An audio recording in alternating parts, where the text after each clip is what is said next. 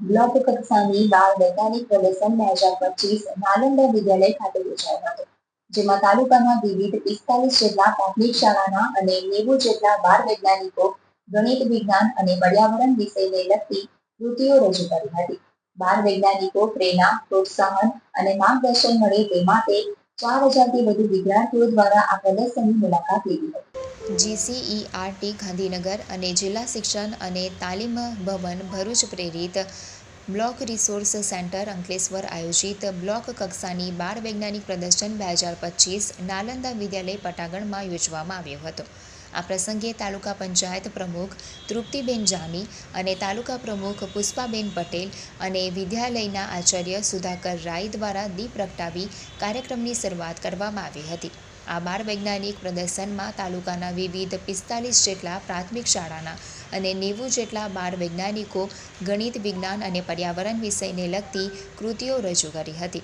આ બાળ વૈજ્ઞાનિકોમાં વૈજ્ઞાનિક દ્રષ્ટિકોણ કેળવાય અને ગણિત અને વિજ્ઞાન જેવા કઠિન વિષયોની કૃતિઓના માધ્યમથી સમજે તે આ બાળ વૈજ્ઞાનિક પ્રદર્શનનો મુખ્ય હેતુ. આ પ્રદર્શનમાં ભાગ લેનાર તમામ બાળ વૈજ્ઞાનિકોને પ્રેરણા, પ્રોત્સાહન અને માર્ગદર્શન મળે તે માટે 4000થી વધુ વિદ્યાર્થીઓ દ્વારા આ પ્રદર્શનની મુલાકાત લીધી હતી. નમસ્તે, હું પોતે ઋત્વિજ અને આ મારી મિત્ર પટેલ પૂર્વા છે. અમે બંને લાયન્સ સ્કૂલના વિદ્યાર્થીઓ છીએ. વિકસતી નવીન ટેકનોલોજી અંતર્ગત અમે સોલાર સ્ટીલ પ્રોજેક્ટ આપ સમક્ષ રજૂ કર્યો છે. સોલાર સ્ટીલ એક સરળ ઉપકરણ છે જે સૂર્યની ઉર્જાનો ઉપયોગ કરીને સમુદ્રના ખારા કે અશુદ્ધ પાણીને શુદ્ધ કરી પીવા લાયક બનાવે છે. તે પાણી શુદ્ધિકરણ માટે કુદરતી વોટર સાયકલનું કામ કરે છે. સિદ્ધાંત: તે બાષ્પીભવન, સંઘનન અને સૂર્યની ઉર્જા આધારિત કાર્ય કરે છે. હવે આ સોલાર સ્ટીલ કઈ રીતે કાર્ય કરે છે તે તમને મારી મિત્ર પૂર્વા સમજાવશે. સોલાર સ્ટીલ પ્રોજેક્ટમાં એક પાત્ર લેવામાં આવે છે. એ પાત્રમાં સમુદ્રનું ખારું કે અશુદ્ધ પાણી ભરવામાં આવે છે. એ પાણીની ઉપર એક એક્રેલિકની શીટ લગાવવામાં આવે છે જેથી સૂર્યના કિરણો અંદર જઈ શકે. આ ઉપરાંત નહીં 4 અરીસા લગાડેલા જોવા મળે છે. આ અરીસાનું કાર્ય છે કે સૂર્યની કિરણોનું પરાવર્તન કરી એક જગ્યાએ બિંદુ ભેગા થાય છે. ત્યાં અરીસાનું મુખ્ય કેન્દ્ર કહે છે. અરીસાના મુખ્ય કેન્દ્ર પર ગરમી વધુ પડવાથી બાષ્પીભવનની ક્રિયા ઝડપી બને છે અને પાણી વધુ ઝડપથી ગરમ થાય છે.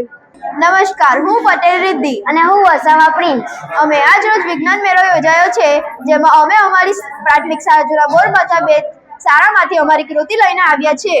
અમારા પ્રોજેક્ટનું નામ માટી સ્વસ્થ જમીન અને સ્વસ્થ ખેતી છે. અમારા પ્રોજેક્ટમાં બધું કુદરતી ખેતી કરવામાં આવે છે, જેમાં સારો પાક ઉગાડવામાં આવે છે અને ઘણી ગાયનું ઘર, બીજું નિવાસસ્થાનો બનાવવામાં આવ્યા છે અને શાકભાજી ઉગાડવામાં આવ્યા છે, જેમાં જીવામૃત બનાવવામાં આવ્યો છે. આજ રોજ GCERT અને જિલ્લા શિક્ષણ તાલીમ ભવન પ્રેરિત BRC કક્ષાનું વિજ્ઞાન પ્રદર્શન નાલંદા વિદ્યાલયમાં યોજાયેલ હતું, જેમાં કાર્યક્રમના અધ્યક્ષ તરીકે તાલુકા પંચાયતના પ્રમુખ શ્રી પુષ્પાબેન પટેલ, શાળાના આચાર્ય શ્રી સુધાકરભાઈ રાય, BRC કોઓર્ડિનેટર શ્રી વિજયભાઈ પટેલ, RSSના મહામંત્રી શ્રી કમલેશભાઈ, વિજ્ઞાન સલાહકાર PB પટેલ સાહેબ, CRC મિત્રો, તૃપ્તિબેન જાની, SSS સ્ટાફ, શાળાનો સ્ટાફ, માર્ગદર્શક શિક્ષક મિત્રો અને માર્ગદર્શક બાળ વૈજ્ઞાનિક વિદ્યાર્થીઓએ ભાગ લઈ આ પ્રદર્શનમાં પોતાનું કૌશલ્ય રજૂ કરેલ છે. આ કાર્યક્રમની અંદર કુલ 45 જેટલી કૃતિઓ રજૂ કરવામાં આવેલી છે. 45 માર્ગદર્શક શિક્ષકો અને 90 જેટલા વિદ્યાર્થીઓ પોતાની કૃતિઓ રજૂ કરેલ છે.